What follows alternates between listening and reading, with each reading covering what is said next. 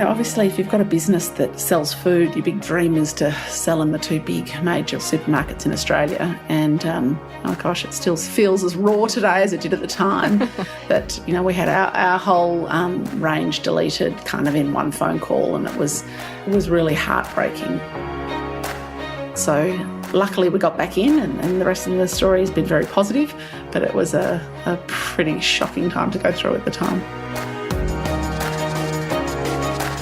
Open any lunchbox in any schoolyard and I'm sure you'll find a product from Carman's. But there's a time in any business where you think you're headed one way and then out of nowhere you're blindsided. And in 20 years of business, Carolyn Cr certainly dealt with some surprises, but none quite like the pandemic. The companies had to adapt while the nation went from stockpiling toilet paper to filling their pantry shelves with muesli bars. I'm Kelly Reardon, and this is Curveball, the podcast that takes you inside a company at a pivotal moment. How do the most successful leaders in business come through their darkest days?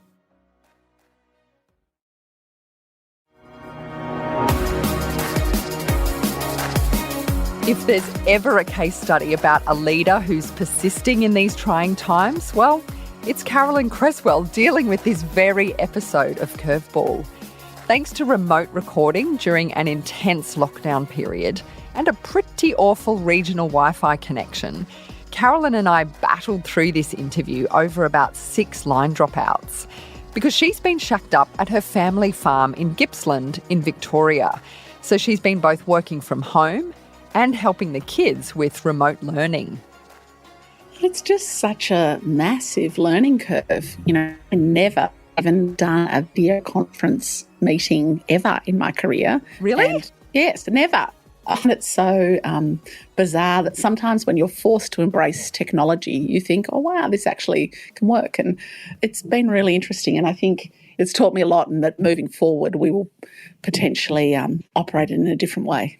I feel that there's things out of COVID that have actually been quite positive, and I can imagine we might have people in our workforce that will, maybe occasionally come to the office, but I don't think we will ever go back to how we were operating before, and perhaps also the flying around the country as much as we were before when you can jump on a Zoom call.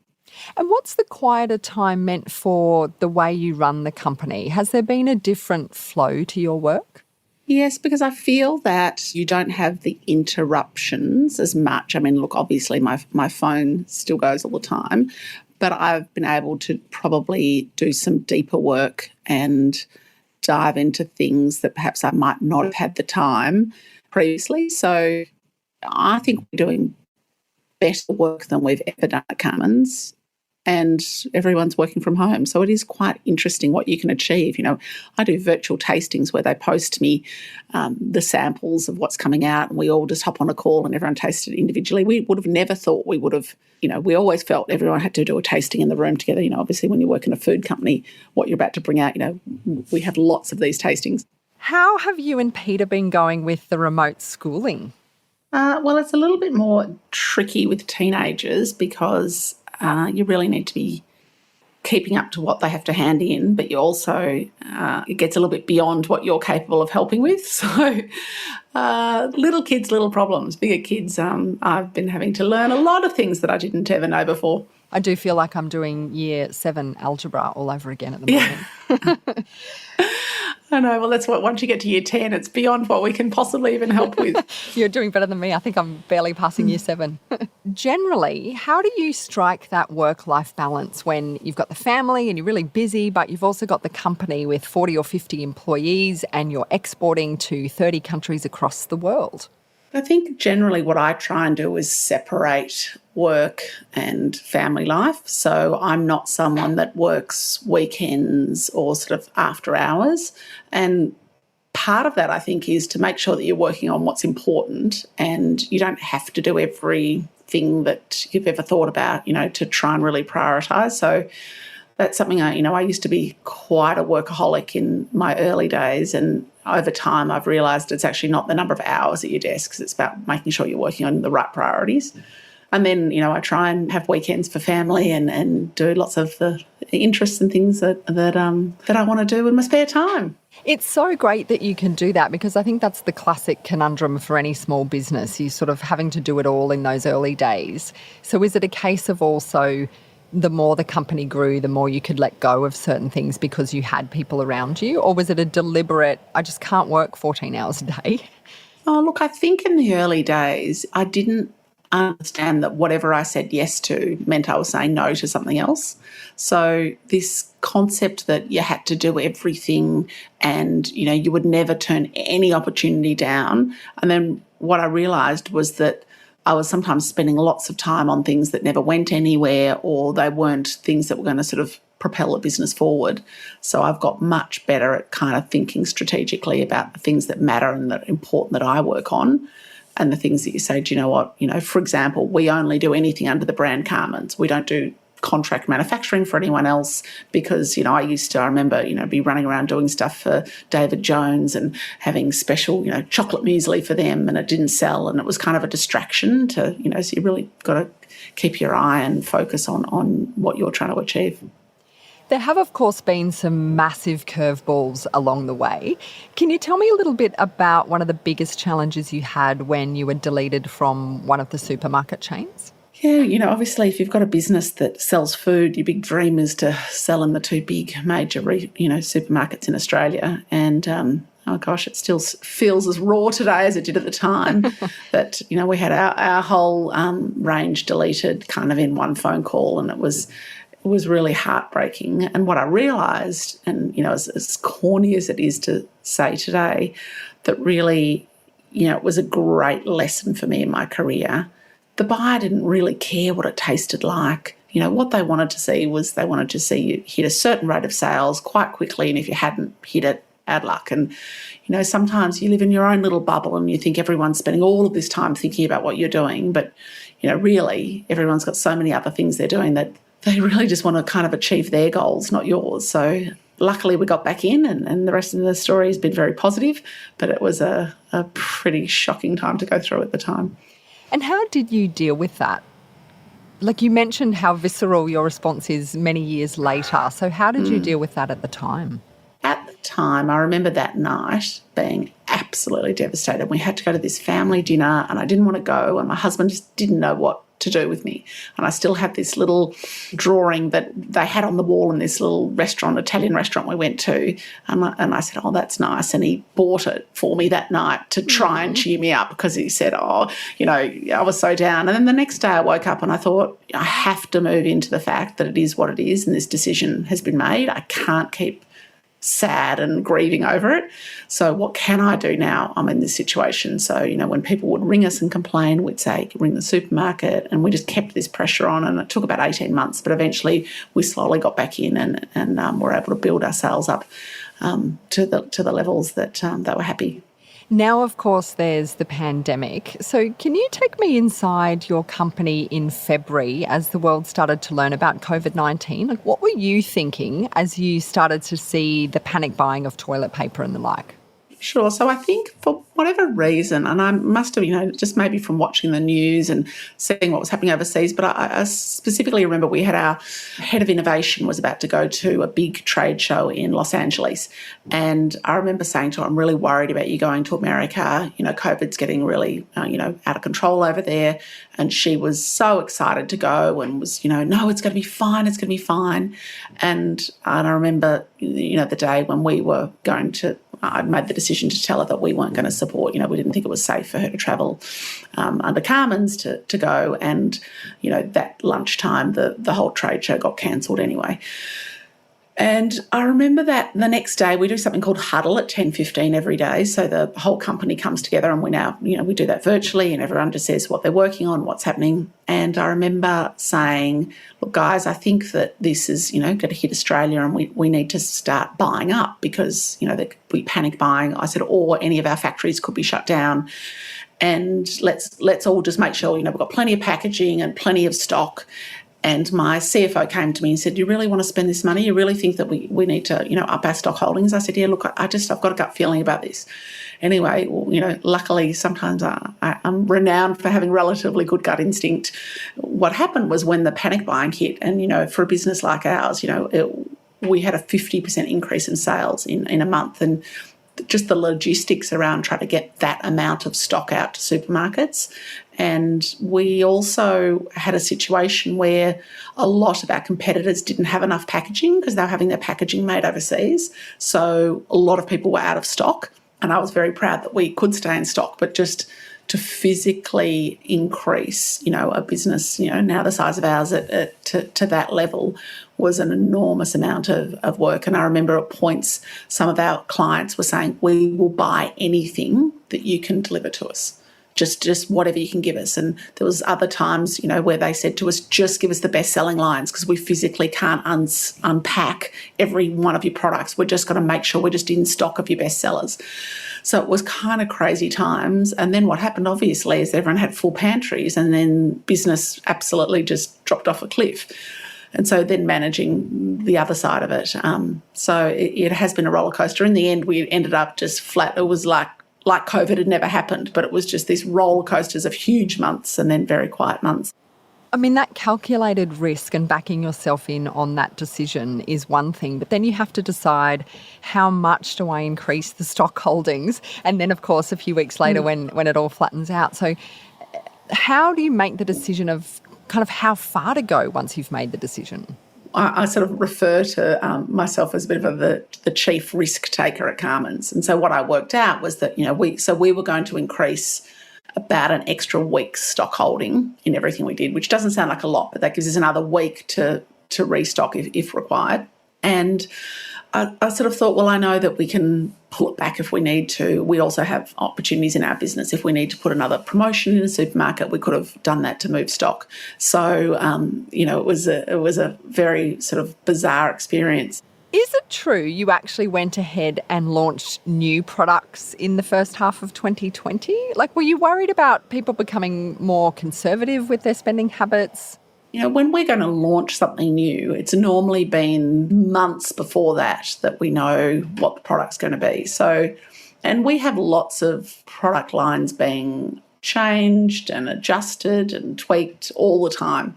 So far this year, it's been interesting. We haven't had huge launches so far. So it'll be interesting to see how next year unfolds and also how people end up, if the type of products they buy will end up changing. I mean, my gut feeling at the moment is that people are probably more homebodies and they're more interested in their cooking and their food at home, and they also have a little bit more time, so that premium products will actually do quite well, because there's a sense of saying, well, if I can't do lots of other things, I'd like to think that what I have at home is something that I really enjoy. So that's probably what we're seeing at the moment. You also have some pretty big commercial contracts. So things like Qantas, how has that affected your business? Because I imagine a percentage of your revenue comes from those commercial partnerships, yes, which must now be, decimated.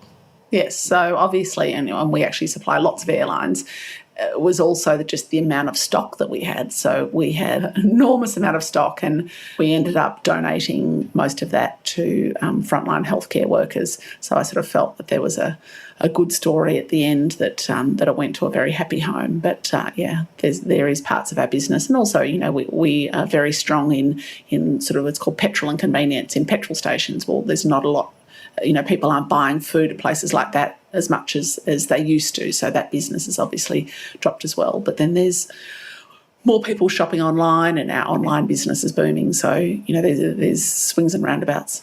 And what other things are uncertain for Carman's? Are there any other pivots that you've had to consider this year? Probably more the working from home. We've hired quite a few new people, and how you induct people, particularly when they're not sort of meeting people face to face. We've done a lot of sort of different things about, keeping our staff morale high. So from wine tastings at home to cheese nights to We did an amazing race last week, quiz nights, so often on a Friday night we'll put something on so that people can interact and go into breakout rooms and sort of get to know their colleagues in a virtual sense, where, you'd normally have Friday night drinks in the office. We've tried to continue that tradition. But, we know that for people it's been a long slog and, trying to keep spirits high. So, for example, I've just instigated this week that everyone can have from tools down at 2:00 on Friday. So from 2:00 onwards, there's to be no meetings, no emails, and people should go and do something that recharges their soul. That's so great and so refreshing, because I imagine while dealing with all of the challenges of COVID, the response that could be natural for a leader is we all have to work harder to compensate for all this. I know that you have that yoga studio at your office in Melbourne and you run meditation classes. So I was interested in how you get that vibe, for want of a better word, when you're remote. Yeah, so we run, at the moment it's yoga classes online, so at 8:30 every morning for 15 minutes. We have different online classes. We have a 12-week health challenge at the moment, and you get points whether, you're doing meditation, or there's lots of different challenges that happen every week. So we've tried to just turn some of the things that we would have done face-to-face into virtual opportunities. You also are very committed to that work-life balance, as we mentioned, but you're very company focused. This is your company that nobody else owns but you. I'm just interested in how you've learned to let go of the micromanaging things, but also still steer that very big ship that you're in charge of. I always look back to what's the most important, essence of the work that I should be doing. And it's probably also, it's the work that I'm passionate about. And that's about ensuring that the current products we sell are delighting and, delivering everything that our customers want and more. So there's that piece of work. So constantly evolving, what are we selling? Is the names of the products right? Is the flavours of the products right? Have we looked at what the latest trends are? And then a large piece of what I spend my time on is, what are the new things that we're going to bring out? So looking, like I said, international trends. What should the packaging look like? What should the product be like? For example, we're dealing with obviously a very strong trend at the moment about no sugar. So we're entering more seriously into the savoury market and what type of products that we should be launching. And then we do a lot of customer research about that. So we have something called Carman's Kitchen Table, which I would encourage anyone to join if they're interested. And we send surveys out every week about saying, look, here's 2 pack designs. Do you like it, in the green or the purple? Which name do you prefer? And then we send people, gifts when we launch new products to say, thank you, you helped create this. So that we have generally a survey going out on that every once, if not twice a week. I've spent a lot of my day today looking at some data of fixing up a range that wasn't selling so well, because sometimes what was great 5 years ago has become maybe a bit stale, or the market's moved on. So we then need to say, well, let's take the trends and adjust the products. I find this consumer psychology stuff so interesting, because I must admit, I buy the green, I just know it's the green one, right? Yes. It's got less sugar. So I just always buy that green one. And the idea that you're constantly tweaking that stuff is completely fascinating to me. How often is that direct feedback from your kitchen a good prediction that the wider consumer market will like or buy something? So, which I'm laughing, because that product you're talking about is our original recipe. So when I bought the business, that's the only product that we had. And, Still good. And so that one doesn't get tweaked. That one doesn't get changed ever. But there's 2 main things that are really important. One is, what are consumers telling us? So we have something called Project Ignite. So we take it very seriously when we have consumer calls, and that's something that I personally always want to know. I've got a call this afternoon about it. It's always the front of our decision making. What are the issues? What are people saying? What do we need to address? So, for example, at the moment, there's a big push on sustainability. What can we do about, having, whether it's compostable packaging, recyclable packaging, paper, what opportunities are there in current technologies that we should be considering? I refer to all the different families. We'll be coming up to 17 different families of products, and which one of those, when the packaging's open, what things should we consider? Do we need to tweak the colours, the call outs? Like I said, there's lots of different things that you might consider per product to try and make it as as successful as possible. And what's going on in your head and your belly, I guess, when you're taking risks with a product line and you're launching that new product? Is it like when you put a baby into the world or your toddler first goes to childcare? Yes. It absolutely is. So we get the supermarket scan sale. So, every week we get to see, what was sold last week.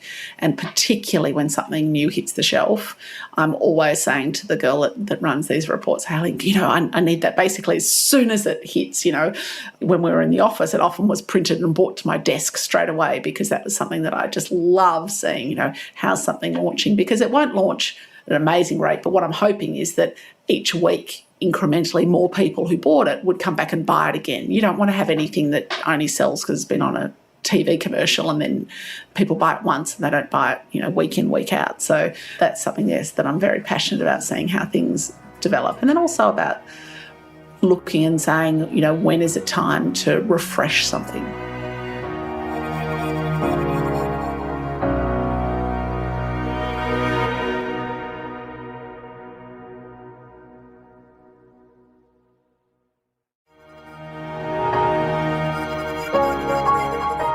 This is Curveball, the podcast where we go deep with the boldest leaders at a time when they're facing their biggest hurdle. I'm Kelly Reardon, and Carolyn Cr runs Carman's, a food company she started in 1992 with $1,000 in her pocket. She now supplies muesli bars to more than 30 countries. Carolyn, tell me about going into China. What kind of consumer were you targeting there?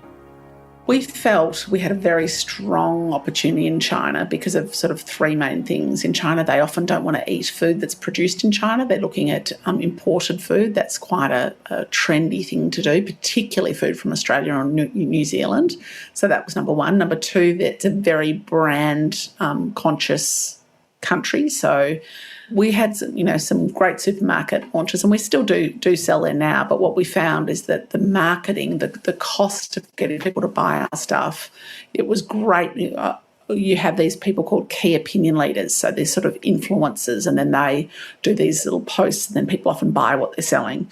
But it's very expensive. And, when we were coming up, and it was at the start before COVID, we decided that we would pull back. So we're not as actively marketing in China, but I still think there's great opportunity for our brand, and I look forward to seeing how things can settle over there for us.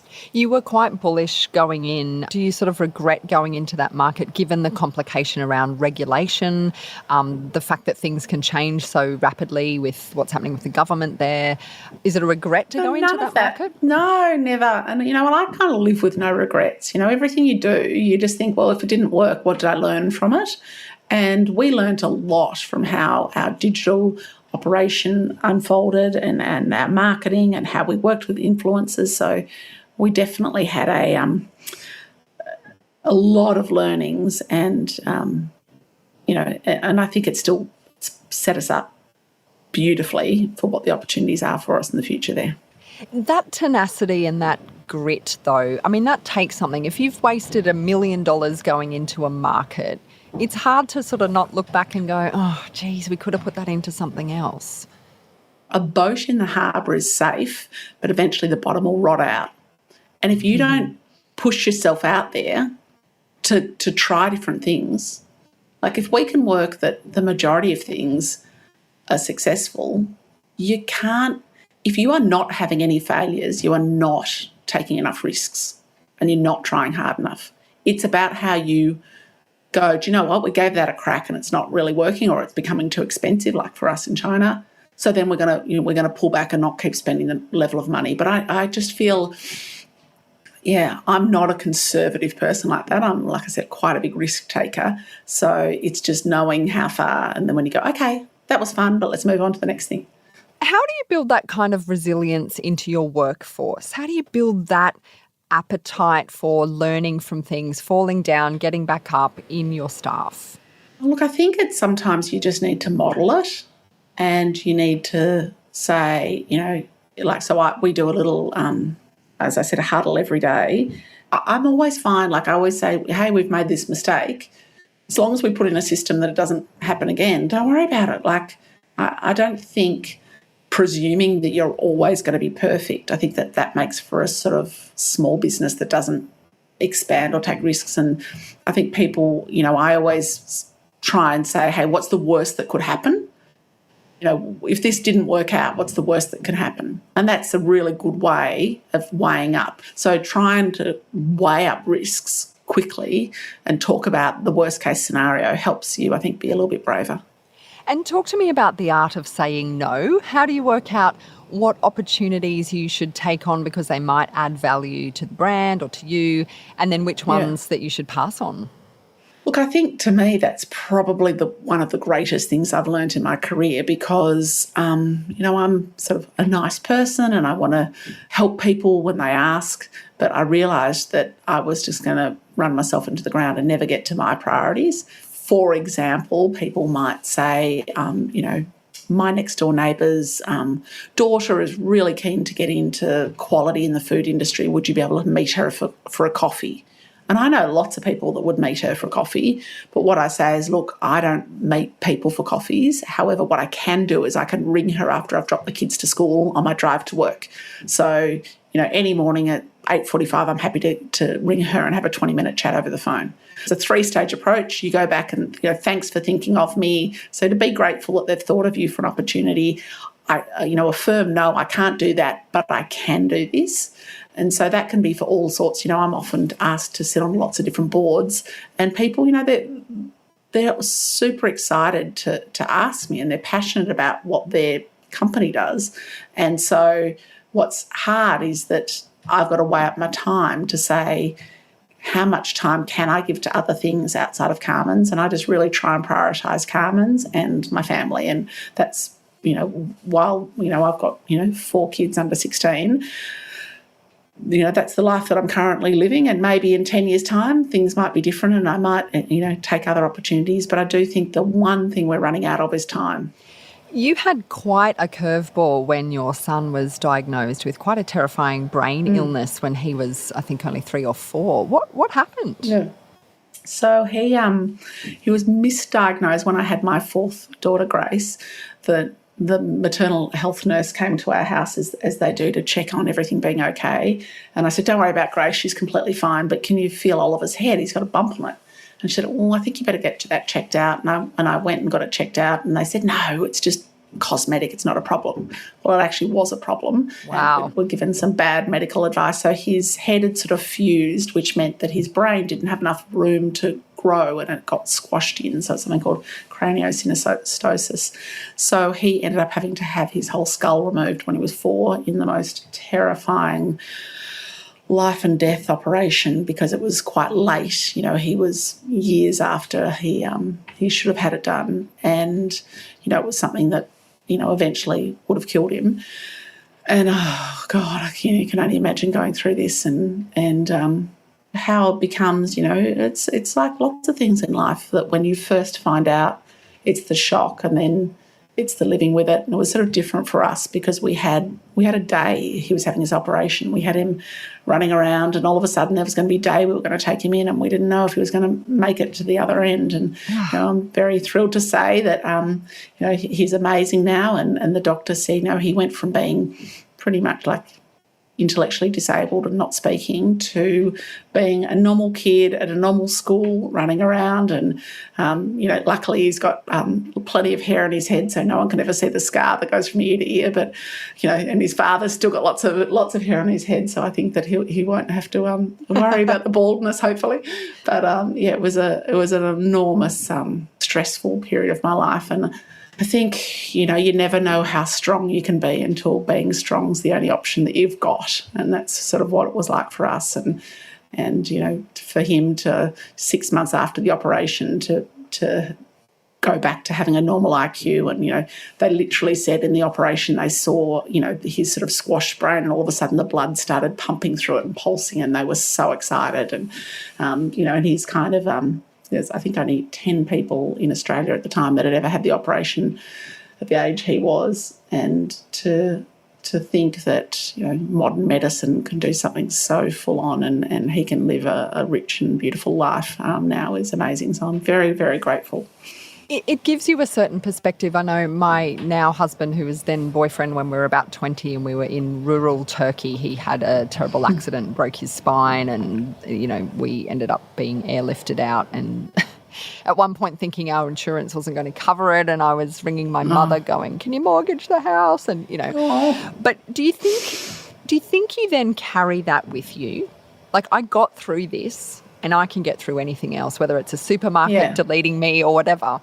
It takes a lot to throw me.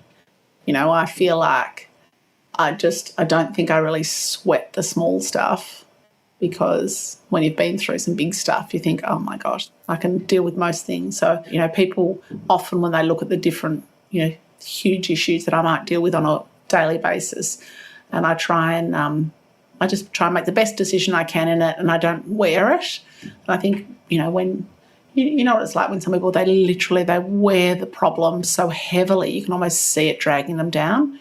Whereas, I try and say, gosh, it's not life and death, we're selling muesli bars, it'll be all right.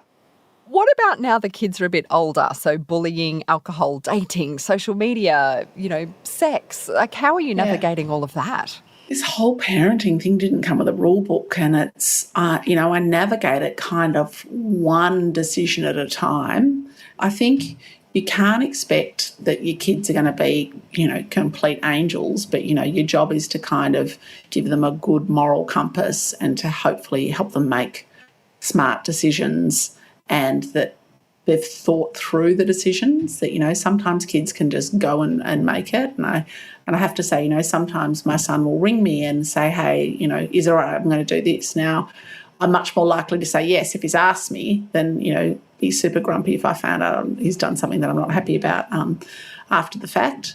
And, and I have to say, I think, in COVID, we've also had to probably give a little bit more than we might have. So, for me, food is like a major part of my life, and I keep a pretty clean gourmet kitchen. And during COVID, I was like, all right, Carolyn, you just got to let them kind of have what they want and be, to be a bit more lenient, to give everyone that little bit more pleasure in different things. So, I think you have to work at parenting and work at your family dynamics. It doesn't just happen by accident.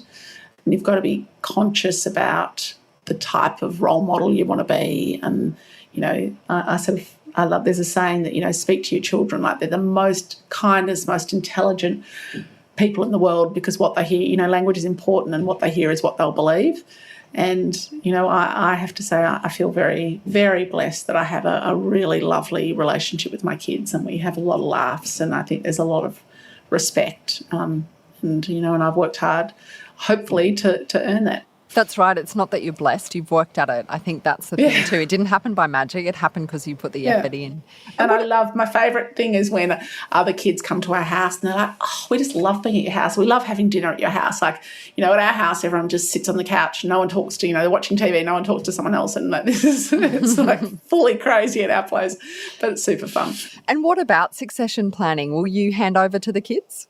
Absolutely not. They, I think that would be the greatest, not the greatest tragedy, but, I don't think that I don't know, I feel that everyone needs to find their passion in life and do and work for what they should have. And the idea that, you get mum's business, and particularly when there's four of you, I don't think that I think that what might make for lazy, spoilt children. So I'm hoping that I can keep trying to foster their passions in life and, obviously support and help where I can. But I can't imagine that would be necessarily good for them. What about selling up then, or floating on the stock market, if the kids aren't taking over? I would never float in a million years, because I don't have the tolerance to deal with investor relations and worrying about, I spend my time developing products. I don't want to worry about what the stock market thinks.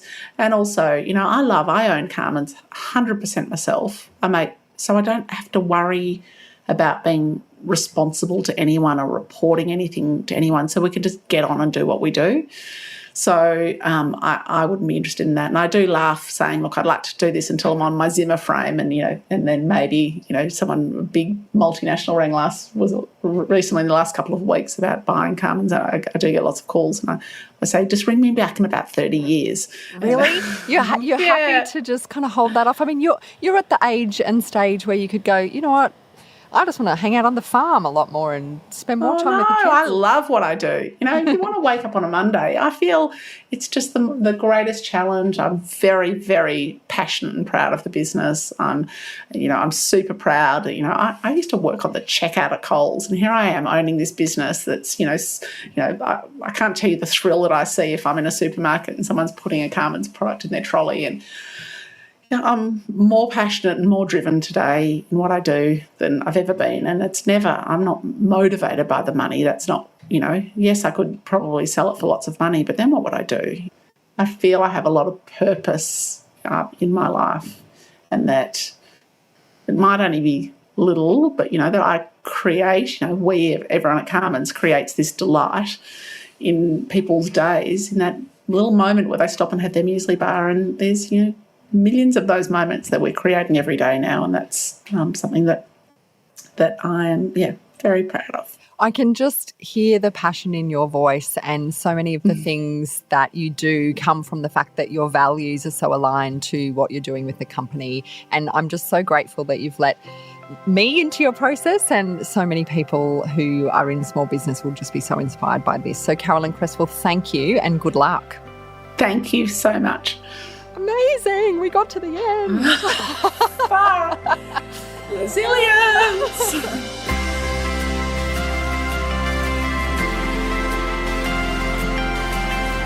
Curveball's a production of Dead Set Studios. I'd love you to leave a review for this show, and please do also subscribe to Curveball.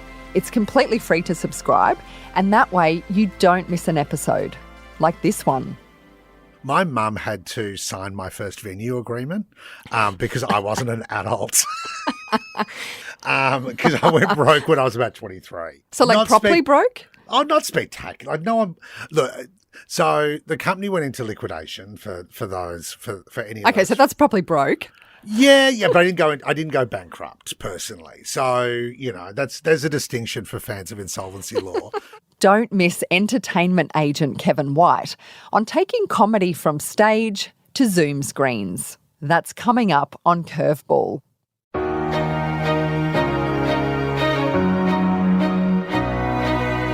And you can subscribe to the podcast on any app, from iHeartRadio to Apple Podcasts, Google, or on Spotify.